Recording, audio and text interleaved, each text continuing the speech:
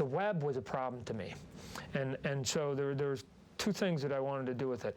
One, if you take a look at the way that it had been done all the way up to the point that I came onto it, it was straight lines, like 2 or 3 straight lines, and then they put X's in it. You know, so it was like a netting. It was more like a netting. And it was functional as long as you were drawing a panel left or right or going backwards. But where it never worked was if you wanted to shoot towards camera.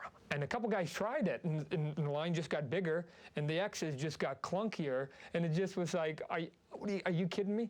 So I wanted to try and come up with something that could actually move, not only move towards camera, but you actually believe that it was webbing. And so Tom DeFalco, who's editor-in-chief, although he denies it, I was just talking to him recently, going, I never called it spaghetti webbing. He did it. He's Italian, and he called me in his office one day because I got clarity on this one. We went, stop drawing that darn spaghetti webbing thing that you're doing. And I was like, yeah, that's it. I got a name for it. So it's actually a very good name because for people out there who aren't comic book fans, that's what it looks like now. So when he hits the button, it's almost like, remember when we were kids, we had the Play-Doh and you squeeze it and like little strands come out?